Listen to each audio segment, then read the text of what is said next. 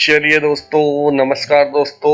मैं पवन कुमार फिर से आपके लिए कुछ नया लेके आया हूँ। और आज हम बेसिक से एडवांस एक्सेल में सबसे पहले फंक्शंस एंड फॉर्मूले के बारे में जानेंगे।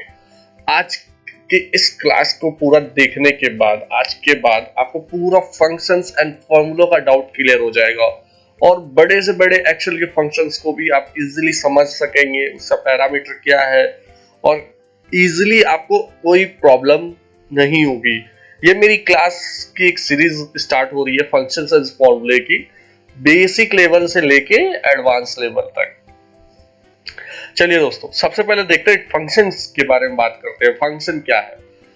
Function is most powerful inbuilt feature of MS Excel which is used for data mining, data analysis, data visualization and data calculation। Basically दोस्तों, ये एक फंक्शन का डेफिनेशन हो गया। आप इसको समझने की कोशिश कीजिए, फंक्शन है क्या, आपकी और मेरी भाषा में जो समझने की कोशिश कीजिए। अभी मैं आपसे बातें कर रहा हूं, हिंदी में बात कर रहा हूं, ये एक लैंग्वेज है, आप मेरी बातों को समझ पा रहे हैं, ठीक? तो सेम जब हम कंप्यूटर पे या एक्सेल पे काम कर रहे थे तो इनको भी हमें अपनी बात समझानी पड़ती है। तो हमें अपनी बात समझाने के लिए कुछ ना कुछ, जैसे मुझे अपनी बात आपको रखने के लिए मैं भाषा का प्रयोग कर रहा हूँ, सेम इसी तरह एक्सेल या कंप्यूटर को समझने के लिए भी एक भाषा है जिसे हम फंक्शंस के नाम से जानते हैं। फंक्शंस जो है एक स्पेशल सिंटैक्स है जिसमें हम अपनी रिक्वायरमेंट सिस्टम को बताते हैं। सिस्टम जो है डेटाबेस से कोऑर्डिनेट करता है और हमारी रिक्वायरमेंट समझता है। जैसे हम तो थोड़ा आगे पीछे ही बोलेंगे, आप समझ जाइएगा। लेकिन मशीन है, इसके पास तो सोचने की क्षमता हमारे जैसी है नहीं।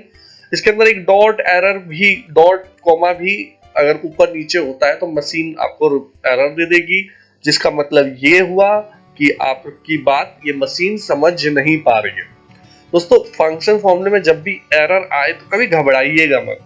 ये बेसिकली एक इंडिकेटर है कि अभी आप इसमें परफेक्ट नहीं हुए हैं, आपको और मेहनत करने की जरूरत है और प्रैक्टिस करने की जरूरत है, तब जाके ये होगा। तो कभी भी एरर आए फंक्शन फॉर्मूले में तो घबराने की जरूरत नहीं है। चलिए मैं इसका डाउट आपका जो है थोड़ा और क्लियर करता हूँ। बेसिकली समझते हैं। देखिए MIS की क्लास में क्या होता है, बेसिकली हम समझते हैं, एक कोई भी हमारा डेटा सोर्स डेटा होता है, ठीक है, फिर उसकी हमारी रिक्वायरमेंट होती है, यानी हमारी मैनेजमेंट की रिक्वायरमेंट होती है। हम जब भी काम करते हैं मैनेजमेंट की रिक्वायरमेंट के बेसिस पे काम करते हैं। तो ये हमारा डेटा हो गया सोर्स और ये हमारी रिक्वायरमेंट हो गई।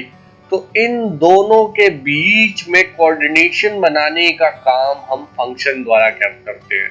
तो बेसिकली फंक्शन क्या हुआ? एक माध्यम हुआ, एक ब्रिज हुआ, जिसका जो हमारी रिक्वायरमेंट्स इस को समझाता है कि यहाँ से हमें क्या चाहिए वो भी, और इसमें चेंजेस करता है। तो बेसिकली फंक्शन जो है हमारा एक माध्यम है जिससे हम कंप्यूटर से या एक्सेल से बातें करते हैं, ठीक है दोस्तों? तो बेसिकली ये बेसिक अंडरस्टैंडिंग हो गई कि फंक्शन का क्या इस्तेमाल है, फंक्शन नामिंग क्या है। अब आगे बढ़ते हैं दोस्तों इसी के साथ। अब देखते हैं, इसी के साथ हम आगे बढ़ेंगे। और ये जो फंक्शन हमारा कहाँ यूज होता है, देखिए 4 चीजों में मेनली हम यूज करते हैं: data calculation, data mining, data analysis, data visualisation. ये होता है use for the calculation. Data mining से मतलब होता है use to extract inform from different data source. And data analysis से मतलब हुआ यूज फॉर द ऑब्जर्वेशंस, जिसमें हम अपना ट्रेंड निकालते हैं, फीडबैक एनालिसिस करते हैं, जो भी इसके बेसिस पे हम डिसीजंस लेते हैं। बेसिकली हमारे काम क्या होता है कि हम मैनेजमेंट की रिक्वायरमेंट, हर डेटाबेस जो होता है, कंपनी का डेटा होता है, उससे एनालिसिस करके हम मैनेजमेंट के सामने रखते हैं, जिससे क्या है, मैनेजमेंट डिसीजन ले पाता है, अपने बिजनेस में डिसीजन ले पाता है, कहाँ क्या काम करना है। तो ये बेसिकली हम 4 चीजें जो है फंक्शंस के माध्यम से करते हैं और फिर इसको प्रेजेंट करते हैं विजुअलाइजेशन, ताकि हम हायर मैनेजमेंट को इजीली अंडरस्टैंडेबल बना सके, ठीक है? तो अब बात करते हैं टाइप्स ऑफ फंक्शन। देखिए फंक्शंस जो होता है 2 टाइप से होगा। पहला तो वोलाटाइल। देखिए ये सबसे इंपॉर्टेंट क्वेश्चन है, जब भी आप एमआईएस का इंटरव्यू देंगे तो आपसे वो पूछेंगे कि फंक्शंस, मतलब बहुत ज्यादा पूछे जाने वाला ये क्वेश्चन है, तो इसके बारे में हमें पता होना चाहिए। तो फंक्शन मैंने बताया आपको क्या होता है, ठीक है। अब फंक्शंस कितने टाइप के होते हैं? दो टाइप के फंक्शंस होते हैं, एक होता है वोलेटाइल फंक्शंस, एक होता है non volatile functions. Volatile function से मतलब ये है कि जो जो विदाउट पैरामीटर के भी रन कर जाए, जो बिना पैरामीटर के रन करता है। जैसे मान लीजिए टुडे है, टुडे के अंदर मैं कुछ डालूंगा, टुडे के अंदर मैं कोई भी, मान लेते हैं ये पैरामीटर डाल दिया मैंने, देखिए एरर आ रहा है ना। टुडे के अंदर कोई भी पैरामीटर डाल दिया, एरर आएगा, मतलब ये बिना पैरामीटर के चलने वाला फंक्शन है। सिंपल, देखिए टुडे आ गया। इसी तरह देखिए नाउ एक फंक्शन, इसके अंदर भी मैं कुछ पैरामीटर डालूंगा तो ये एरर शो करेगा, समझ रहे हैं? देखिए जैसे ही मैंने पैरामीटर कुछ डाला ये एरर शो कर रहा है, और यही बिना पैरामीटर के जब रन कराऊंगा, यही जब बिना पैरामीटर के रन कराऊंगा, देखिए नाउ फंक्शन आ गया, रन कर गया। तो फंक्शंस दो टाइप के होते हैं, एक तो होता है हमारा वोलेटाइल फंक्शंस जिसके अंदर हमें पैरामीटर डालना होता है, आई मीन वोलेटाइल फंक्शंस के अंदर विदाउट पैरामीटर के रन होते हैं। फिर दूसरा होता है नॉन वोलेटाइल फंक्शंस जो कि रन करता है विद पैरामीटर। जैसे इसका एग्जांपल हो गया वी लुकअप, सम। अब वी लुकअप है या सम है, तो इसके अंदर हमें पैरामीटर, ये देखिए पैरामीटर आ रहा है नंबर 1, नंबर 2, ये डालना जरूरी है। अगर हम ये नहीं डालेंगे तो ये एरर शो करेगा। जब तक हम इसके अंदर ये नहीं डालेंगे तब तक हमारा ये देखिए, जैसे ये मैं 1 और ये 2 ले लेता हूं और फिर इसको सम लगा दिया मैंने, पैरामीटर डालते ही ये रन कर गया। अगर यही पैरामीटर नहीं डालते तो रन नहीं करता है। तो बेसिकली फंक्शंस दो टाइप के होंगे, एक तो होगा वोलेटाइल फंक्शंस जो कि विदाउट पैरामीटर के रन करेगा, एक होगा वो नॉन वोलेटाइल फंक्शंस जो कि पैरामीटर के साथ रन करेगा, जिसके लिए पैरामीटर नेसेसरी है, ठीक है। पहले वोलेटाइल फंक्शंस के एग्जांपल है नॉन वोलेटाइल, वी लुकअप, सम, मैक्स, मिनिमम, एवरेज एटसेट्रा, जिसमें भी पैरामीटर। अब देखिए कुछ फंक्शंस ऐसे भी होते हैं जो कि बिना पैरामीटर के भी रन कर जाते हैं और पैरामीटर के भी रन कर जाते हैं। जैसे ये एक फंक्शन लेते हैं हम, रो फंक्शन हमने लिया, आ गया, बिना पैरामीटर के भी आ गया। सेम अब इसमें मैं पैरामीटर डाल दूं 23, सॉरी एरर कर दिया ना, A23,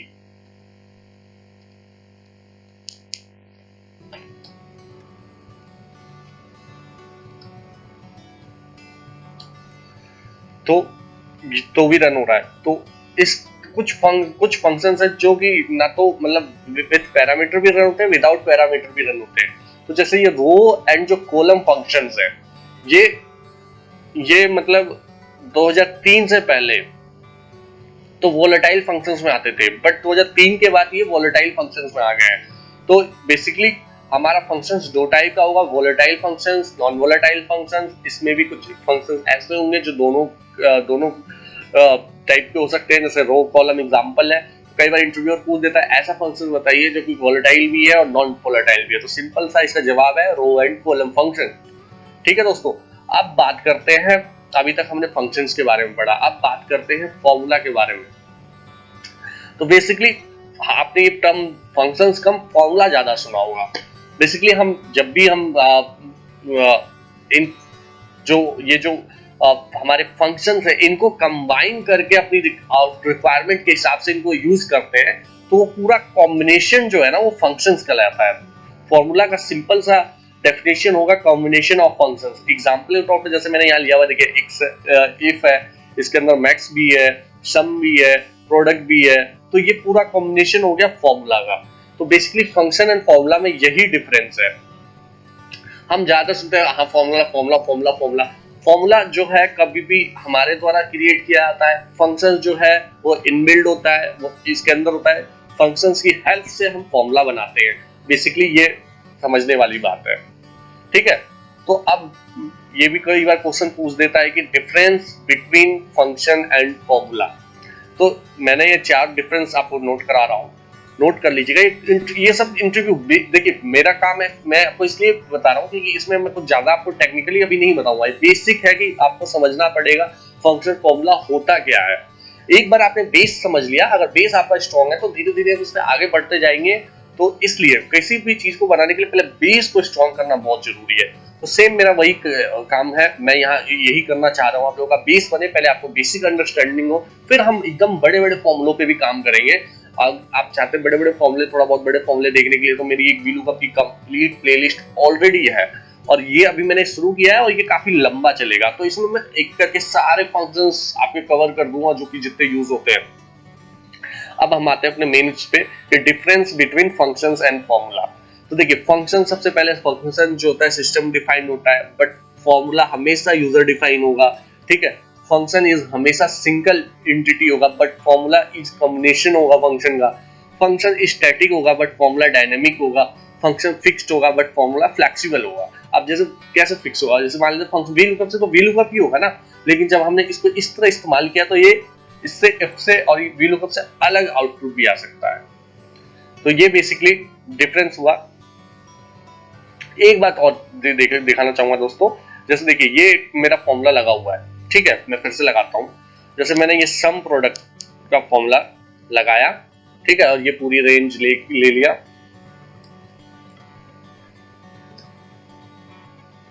तो ये आ गया। अब एक चीज आपने यहाँ नोटिस की होगी, एक चीज आप यहाँ नोटिस कीजिए कि ये जैसे ही मैंने सम प्रोडक्ट लिखा तो ये क्या हुआ, कैप्स में हो गया। तो फॉर्मूला फंक्शन हमेशा कैप्स में रिफ्लेक्ट होंगे। जो चीजें डिफाइन है अगर हम उसको लिखेंगे, चाहे हम उसको स्मॉल में लिखे चाहे हम उसको किसी उसमें लिखे, लेकिन वो हमेशा अगर सिस्टम के अंदर है तो हमेशा टेक्स्ट में हो जाएगा। अब देखिए इसी सम प्रोडक्ट को मैं ऐसे लिखता हूं, अब देखिए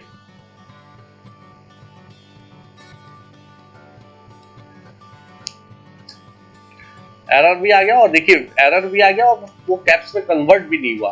तो चूंकि ये वर्ड जो है डिफाइन है ही नहीं, तो इसलिए कन्वर्ट नहीं हुआ।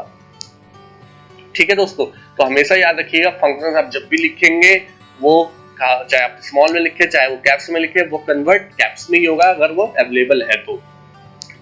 चलिए अब इसी के साथ आगे बढ़ते हैं। अभी तक हमने फंक्शंस के बारे में पढ़ा, फिर फॉर्मूला के बारे में पढ़ा, फंक्शन क्यों यूज करते हैं ये जाना हमने, फंक्शन के क्या क्या इस्तेमाल है, फंक्शंस कितने टाइप के होते हैं, फंक्शंस के और फॉर्मूला के बीच में हमने डिफरेंस जाना।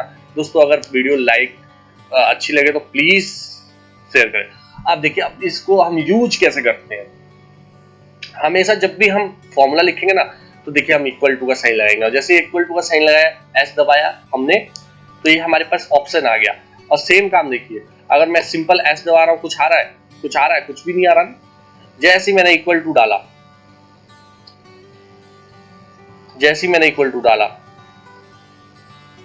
आ गया ये। तो बेसिकली जो हमारा इक्वल टू है किसी फंक्शंस को लिखने के पहले वो इस सिस्टम को रेडी करता है कि अब हम फॉर्मूला देने वाले हैं, अब हम जो भी लिखेंगे वो फॉर्मूला होगा, मतलब डिफरेंशिएट कर देता है टेक्स्ट और फॉर्मूला के बीच में। ठीक है, समटाइम्स हम इसकी जगह प्लस का साइन भी इस्तेमाल कर लेते हैं, इक्वल टू की जगह हम प्लस का साइन भी इस्तेमाल करेंगे तो भी ऐसा ही होगा। मतलब एक टाइप से मान लीजिए ये तो इसका नाम हो गया और ये प्लस इसके जगह हम यूज कर रहे हैं, यानी इसका एक निक नेम हो गया, बट बुला तो हम एक ही चीज को रहे हैं ना, चाहे निक नेम से बुलाए चाहे ओरिजिनल नेम से बुलाए। ठीक है दोस्तों, फंक्शंस नेम मैंने जैसे कि बताया कि ऑलवेज कैप्स में ही होंगे। अब देखिए इस फॉर्मूले को लिखने का कुछ पैरामीटर्स होता है, कुछ सिंटेक्स होता है, तो उसको हम समझेंगे कैसे। ठीक है, तो सबसे पहले देखिए हमने इक्वल टू डाला, देखिएगा इक्वल टू डाला, यहाँ VLOOKUP डाला। तो VLOOKUP में सबसे पहले देख रहे होंगे कि एक एक चीज क्या, ये देखिए ये कॉमा सेपरेटेड है, सेम ऐसी ये भी कॉमा सेपरेटेड है, ये ऐसी कॉमा सेपरेटेड है, और इससे पहले ये क्या हुआ, एक ब्रैकेट आया। तो स्मॉल ब्रैकेट जो होता है इसके अंदर हम आर्गुमेंट पास करते हैं, पैरामीटर्स पास करते हैं। ठीक है, तो जब भी हम फंक्शंस लिखते हैं उसको उसमें जो हमें चाहिए होता है वो हम हमेशा जो है स्मॉल ब्रैकेट के बाद लिखते हैं। और हमेशा याद रखिएगा जितने ब्रैकेट्स ऑन होंगे उतने ही ब्रैकेट्स हमें क्लोज करने की जरूरत है।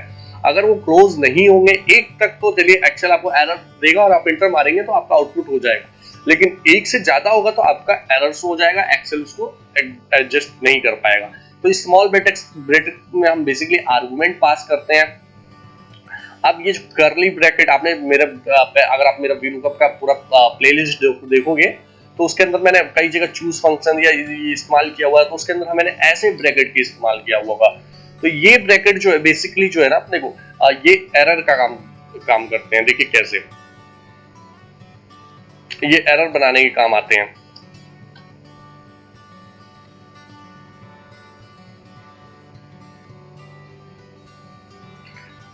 देखिए ये इसने सिंपल टेक्स्ट लिया, अब इसी के आगे मैं जैसे इक्वल टू कर दूंगा यहाँ, ये 1 आ गया।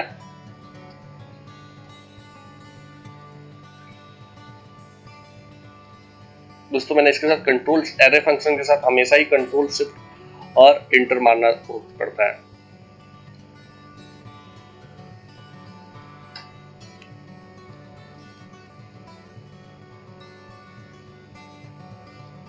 ठीक है दोस्तों, तो कर्ली ब्रैकेट हमेशा हमें यूज करना है,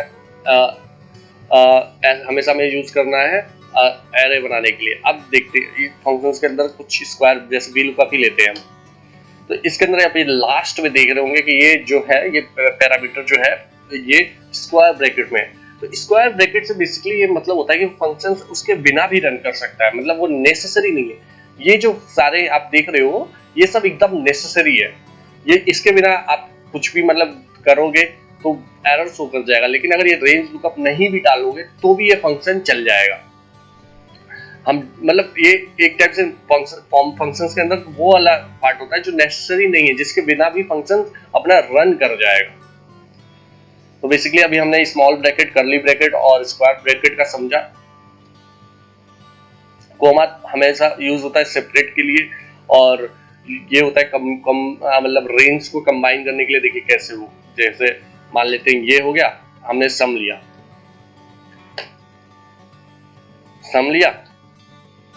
अब जैसे ये सिलेक्ट किया, ठीक है। अब जैसे ही मैं इसके आगे ये सेमीकोलन डालूंगा ना, अगला मतलब एक रेंज क्रिएट हो गई। तो बेसिकली कंबाइन ऑफ रेंज के लिए यूज करते हैं, और ये ऑप्शनल पैरामीटर्स के लिए होता है, मैंने बता चुका हूँ। तो दोस्तों इसी के साथ ये बेसिक्स मेरा जो है फंक्शन एंड फॉर्मूला का मैंने अभी आपको समझाने की कोशिश किया और इसको कंप्लीट किया। अब हम आगे बढ़ेंगे, इसी में हम एकदम मतलब छोटे छोटे फॉर्मूले से शुरुआत करते हुए एकदम हाई लेवल, एडवांस लेवल तक फॉर्मूले लेके जाऊंगा, मैं आपको सिखाऊंगा। आप बस मेरे साथ जुड़े रहिए। सॉरी।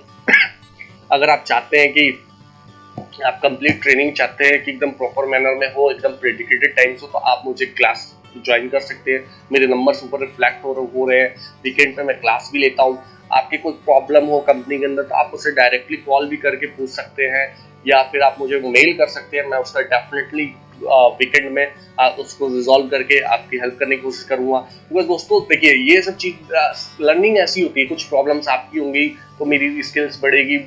तो बेसिकली ये जस्ट मेरा एक स्टार्ट है, कुछ आपका भी भला हो सकता है, कुछ मेरा भी हो सकता है। तो मतलब लर्निंग हमेशा क्या शेयरिंग करने से होती है, मतलब जब तक हम एक्सचेंज नहीं करेंगे, जब तक हम अपनी प्रॉब्लम शेयर नहीं करेंगे, तब तक हम कुछ नया सीख नहीं सकते। तो इसी एम के साथ मैंने ये अपना एक यूट्यूब चैनल बनाया हुआ है, जिसमें मैं आपकी कोशिश करूंगा कि ज़्यादा से ज़्यादा मैं आपको एक्सप्लेन कर पाऊँ। ज़्यादा से ज़्यादा जो कि मार्केट में फीस 10-15 हज़ार जो भी है और वो उतना अच्छे से समझा भी नहीं पाते, मैं अपने रियल एक्सपीरियंस से आपको शेयर कर पाऊँ। तो इसलिए आप इस वीडियो को में बने रहिए।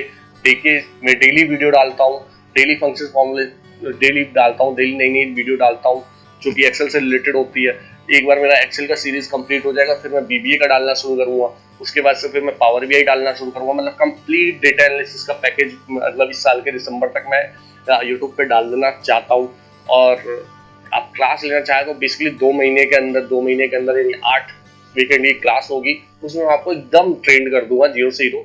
आपके इंटरव्यू के क्वेश्चंस हो, इंटरव्यू की प्रिपरेशन कर रहे हो, कल आपका इंटरव्यू है, आज इंटरव्यू है, थोड़ा आपके पास टाइम है, आप मुझे कॉल कीजिए, मैं आपको बताऊंगा कैसे कैसे क्वेश्चंस पूछे जाएंगे, कैसे रिजॉल्व किया जाएगा।